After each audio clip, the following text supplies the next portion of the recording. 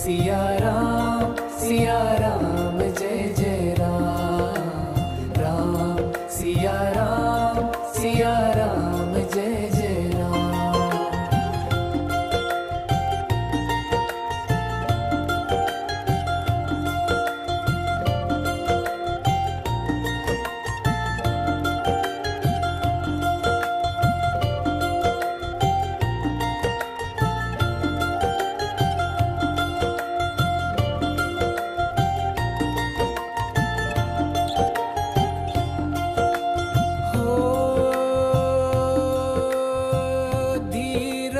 धर्म मित्र अरुनारी, आपद काल परखिए चारी। राम सिया राम जय जय राम, राम सिया राम जय जय राम, राम सिया राम जय जय राम, राम सिया राम जय जय राम।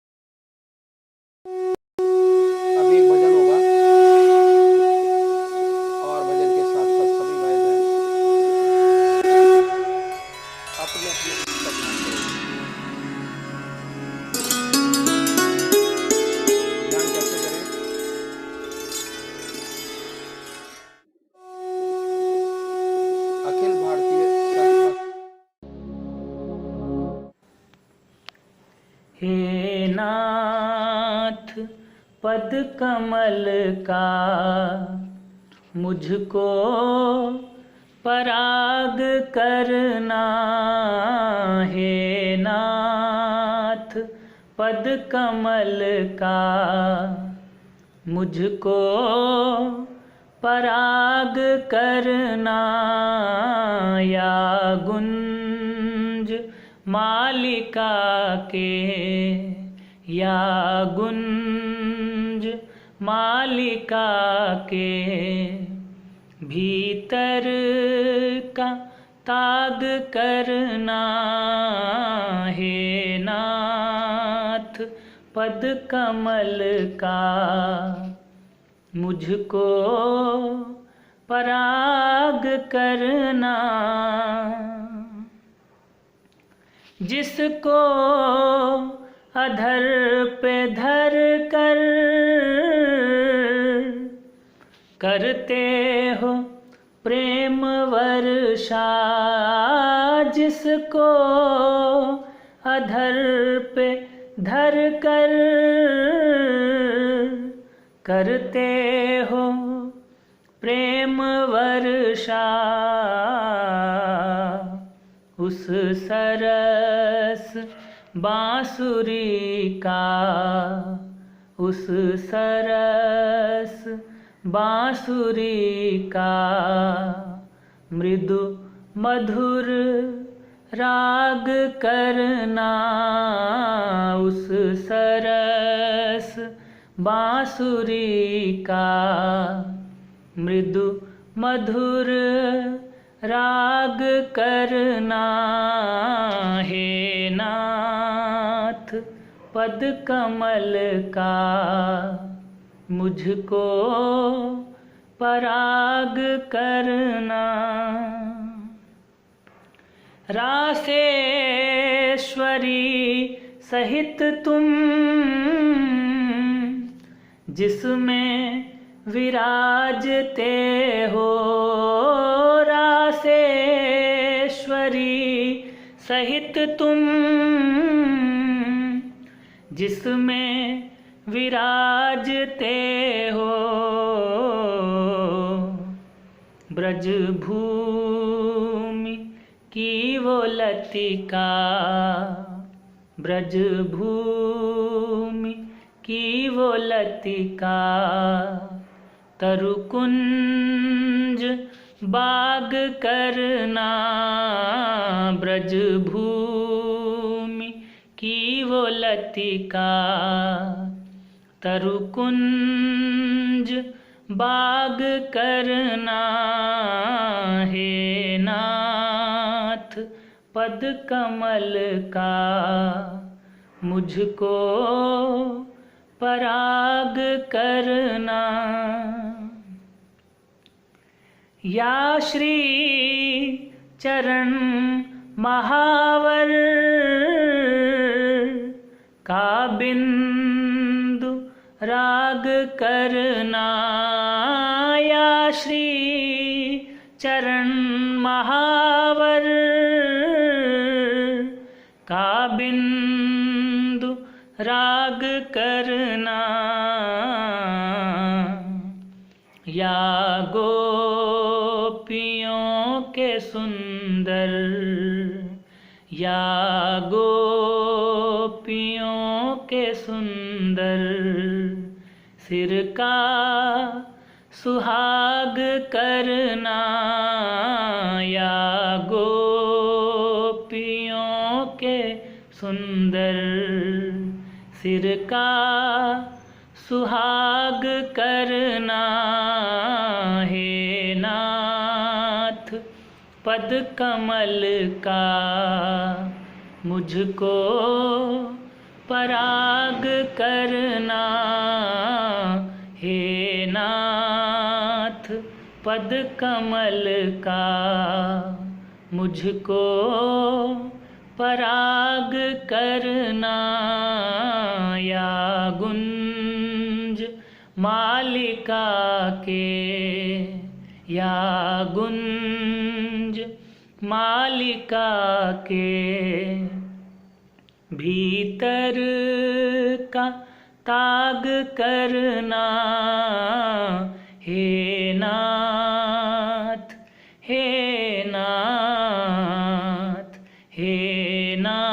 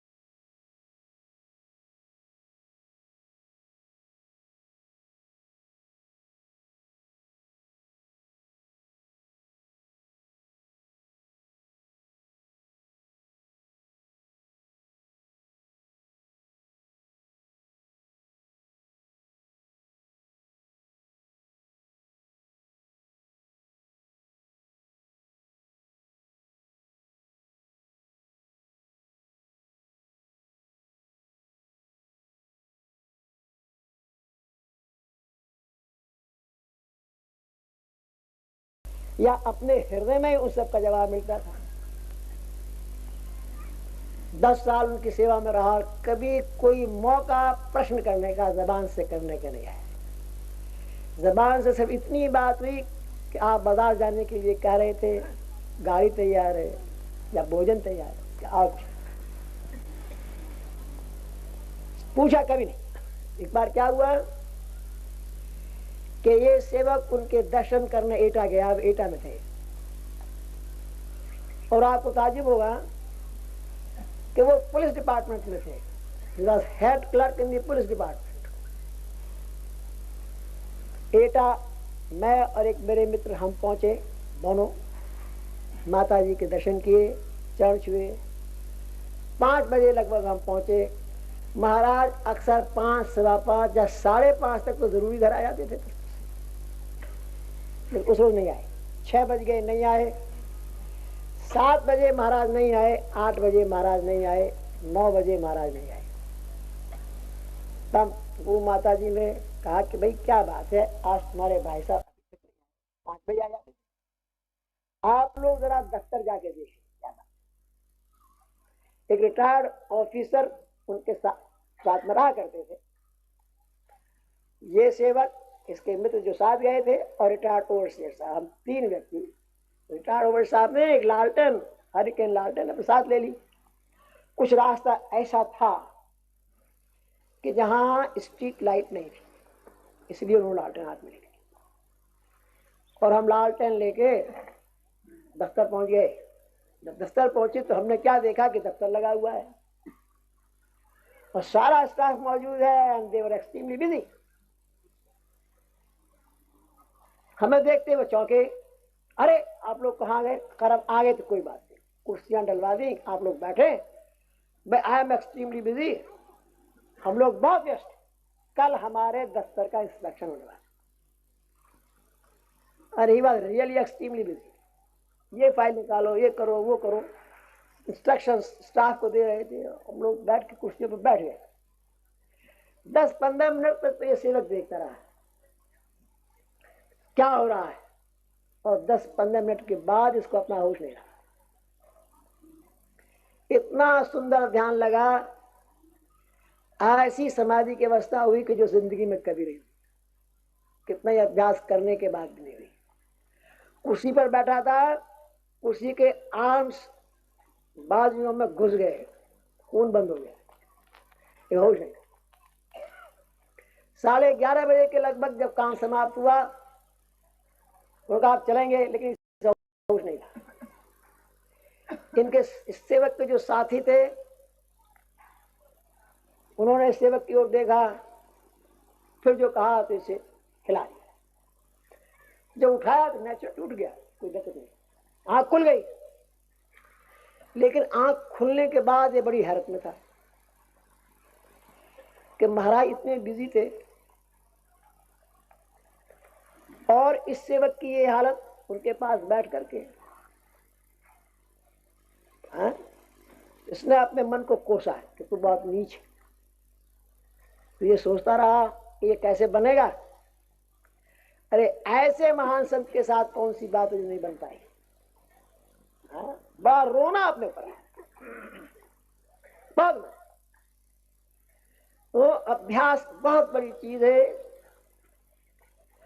अभ्यास से हर चीज मुमकिन है, कोई चीज नामुमकिन नहीं। ऐसी सुंदर हाथ बनती है, काम करते हुए भी एक याद की लहर हृदय और मस्तिष्क में दौड़ती होती। धीरे धीरे ये लहर बढ़ती जाती है,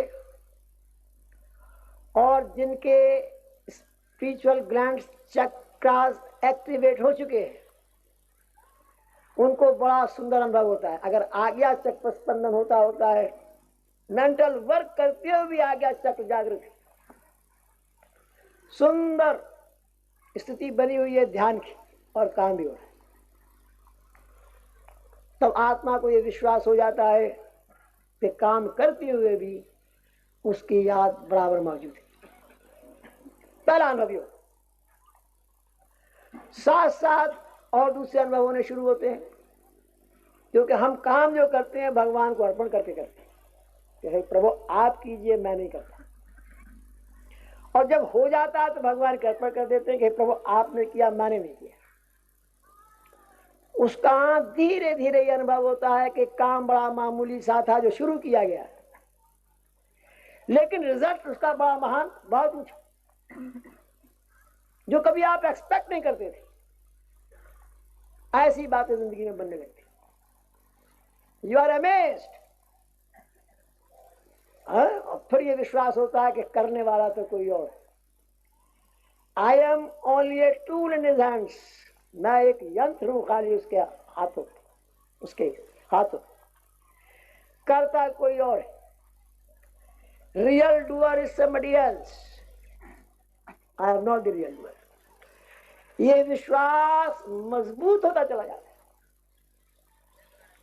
इस विश्वास में स्थिति होती चली जाती है, मैं नहीं करता, कोई और करता है।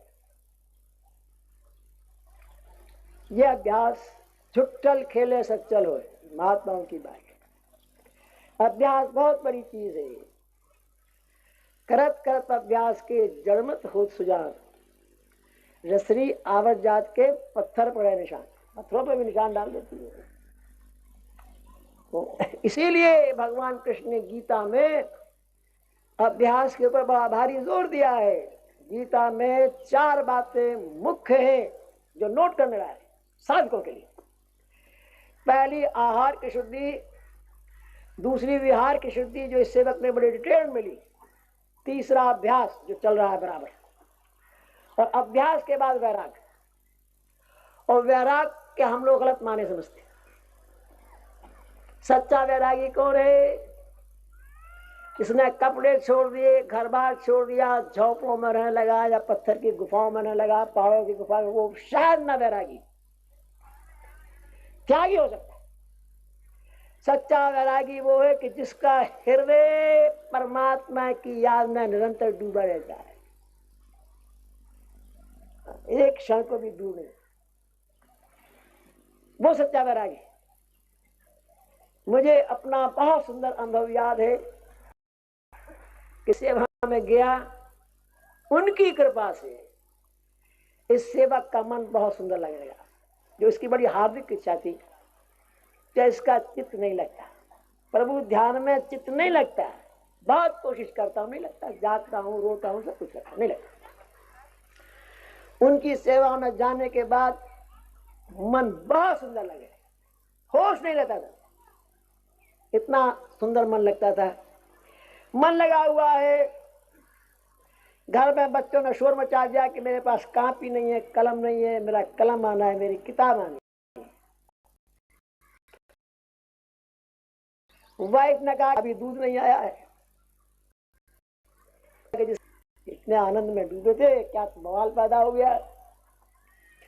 और मन ने ये डिसाइड किया कि 2 काम नहीं हो सकते, एक ही हो सकता है। या तो परमात्मा का ध्यान ही रह सकता है, ये दुनिया ही रह सकती है, दोनों नहीं हो पाएगा। ये विचार के इसने एक छोटा सा बिस्तरा अपना तैयार किया, 4 रोज की कैजुअल लीव, इस इरादे से क्या गुरु महाराज कहेंगे तो उनकी सेवा में रह जाऊंगा, ग्रस्त से छुट्टी हो जाए। जब मैं उनकी सेवा में पहुंचा बिस्तरा लेकर के, और मैंने उनके चरण छुए तो बड़े हंसे। उन्होंने कहा कि मैं तो ये समझता था कि यशपाल में कुछ जान है, लेकिन तुम तो बहुत रद्दी वद्दी निकले ऐसे ही, यूजलेस। मैं बड़ा चौंक गया कि मैं तो ये विचार करके आप घर बार बीवी बच्चे सब छोड़ के आपकी सेवा में रहूंगा, और महाराज कह रहे हैं कि यू आर यूजलेस, बेकार आदमी। बैठो।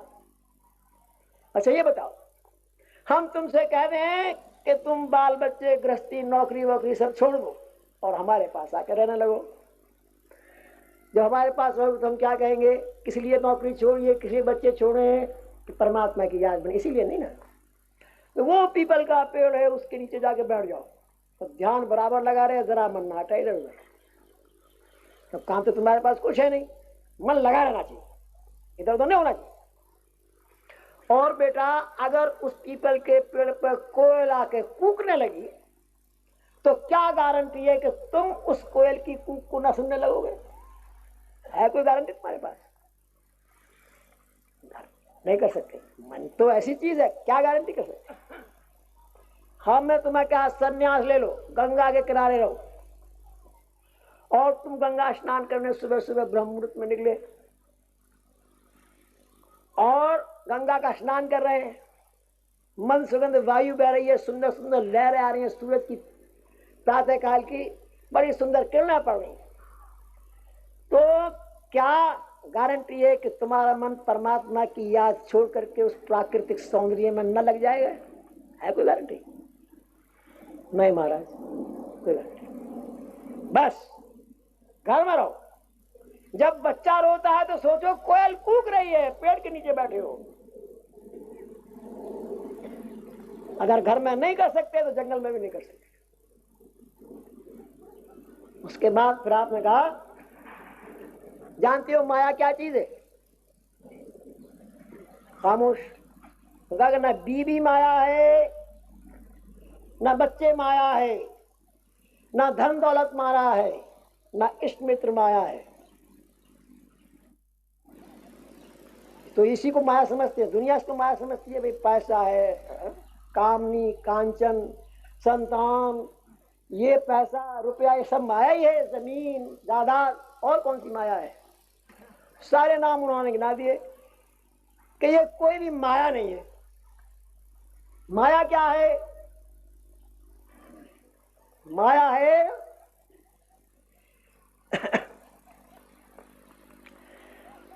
जो भी चीज, जो वस्तु और जो भी कंडीशन आपके हृदय को परमात्मा की याद से भुला दे, वही माया है। जो भी कंडीशन, जो भी स्थिति, जो भी चीज आपके हृदय से भगवान को भुला दे, वही माया है। और अगर इसी संसार में है, इसी दुनिया में है, बच्चों में है, अपने मित्रों में है, और हृदय ईश्वर की याद में लगा हुआ है, बर्फ की तरह पिघल रहा है, तो तुम्हें माया नहीं। ये कितनी सुंदर माया की डेफिनेशन उन्होंने दी। व्हाट इज माया? ऐसा सुंदर अनुभव होने लगता है कि मेंटल वर्क करते हुए प्रभु की याद गहरी बनी हुई है। साथ साथ ऐसे प्यारे अनुभव होते हैं। मामूली सा काम था, ईश्वर की याद में शुरू किया गया है, बाद में परमात्मा को अर्पण कर दिया गया है। उसका नतीजा है आदमी बहुत चक्का रह जाता है, कैसे हो गया, क्या हो गया, आंखें फट कर आती है। इतना अचंबा ताज्जुब उसको होता है कि ये क्या हुआ, कैसे हुआ, किसने किया। सिवा गैरी ताकत के, सिवा परमात्मा के नहीं कर सकता, नहीं हो सकता। इतना प्यारे अनुभव खुलते हैं इस अभ्यास के बाद। और जब मेंटल वर्क करते हुए भी ध्यान लगा हुआ है प्रभु में, परमात्मा के चरणों में, तो एक बात आपकी पूरी हो गई।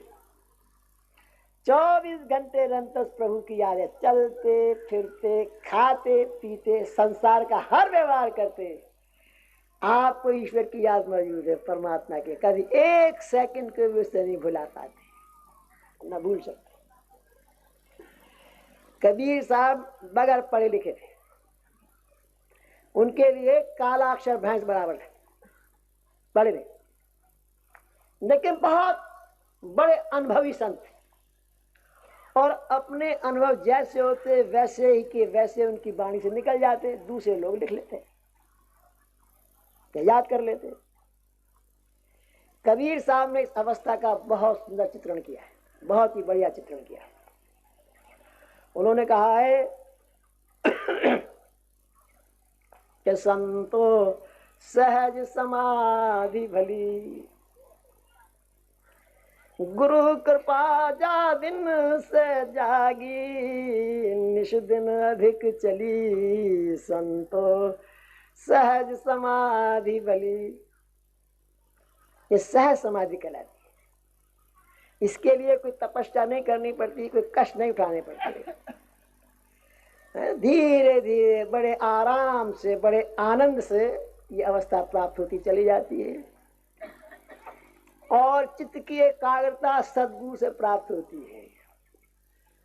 भाई कोई वली पैदा हो बात अलग है, मैं ये नहीं कहता। कोई वली है, पैदाश से ही वली है, तो उसकी बात अलग है।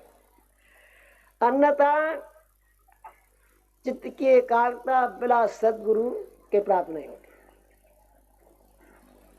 उसी कृपा से प्राप्त होती है। इसीलिए उन्होंने कहा है कि गुरु कृपा जा दिन से जागी।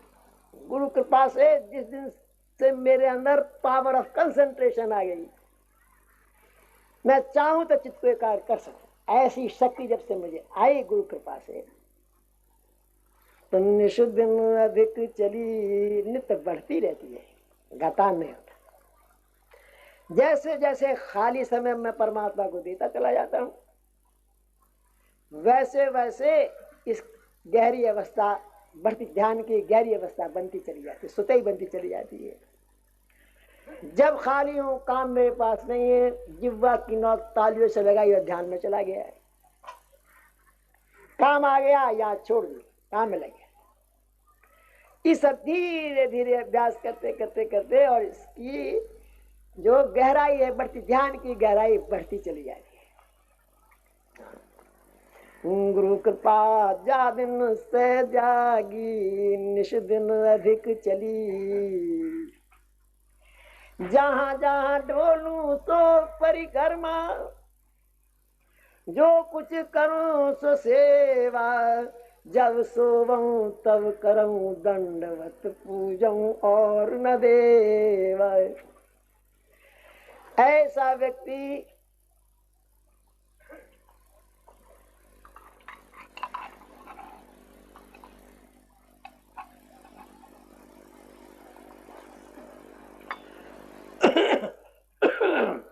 जब चलता है तो प्रभु के ध्यान में चलता है, उसका हर कदम परमात्मा की याद में उठता है।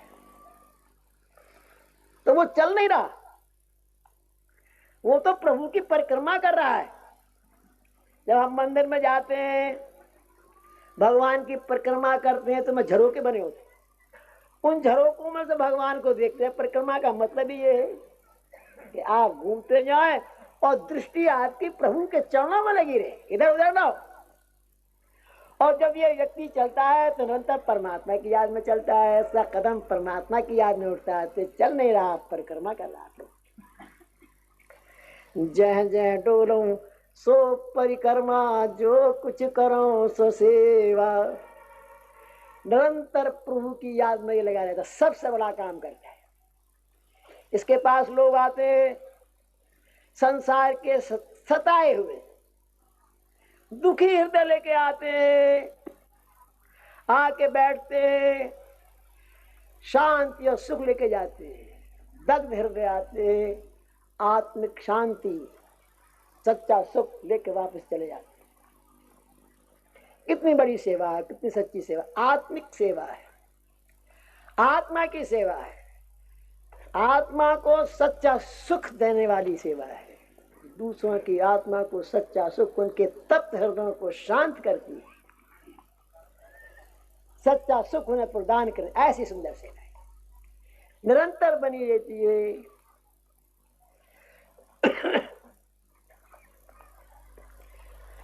जह जह डोलूं सो परिक्रमा, जो कुछ करो सो सेवा।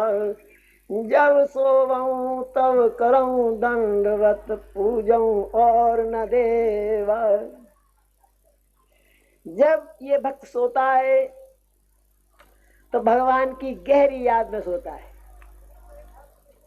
सो नहीं रहा, भगवान को दंडवत प्रणाम कर रहा है। जब हम मंदिर में जाते हैं और भगवान को साष्टांग प्रणाम करते हैं, उन सेकंड्स में हर एक का हृदय प्रभु के चरणों में लग जाता है।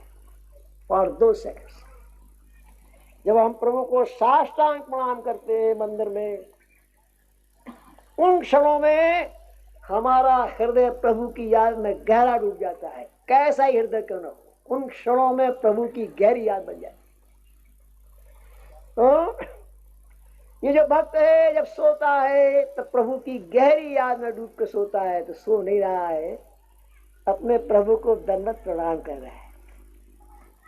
जब सोवं तब करऊं दंडवत पूजऊं और न देवा। एक इष्ट का सच्चा पुजारी,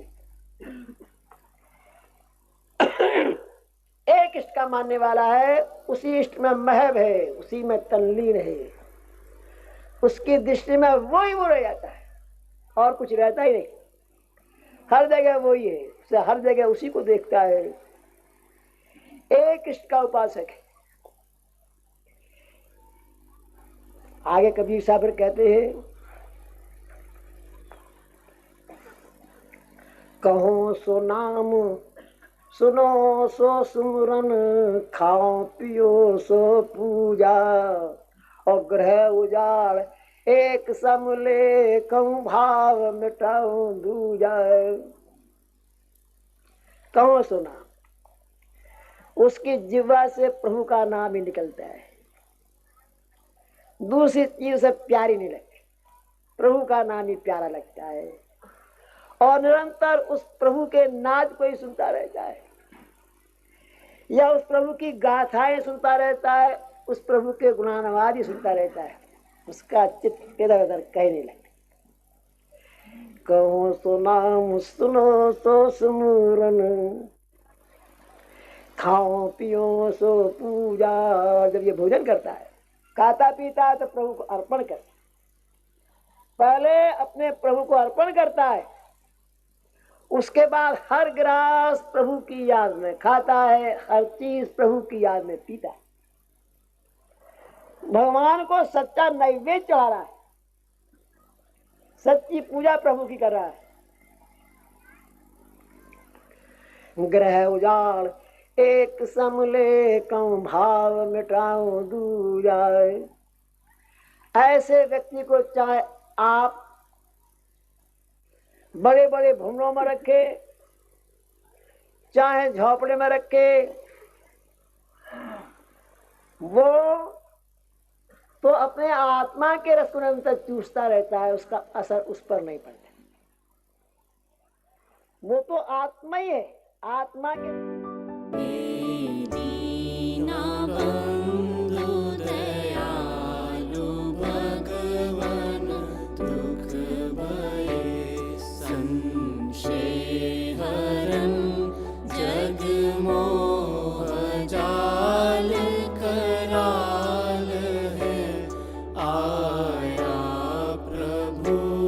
तेरी शरण मैं पतित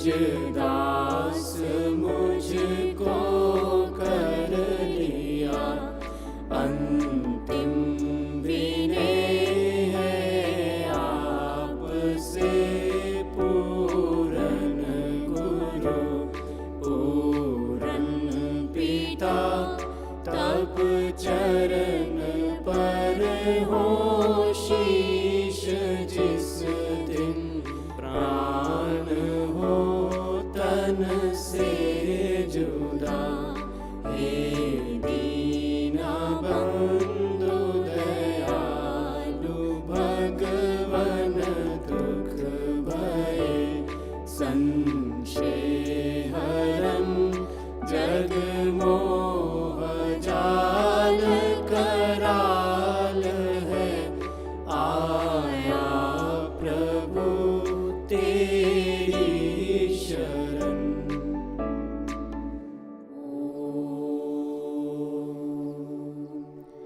शांति शांति शांति।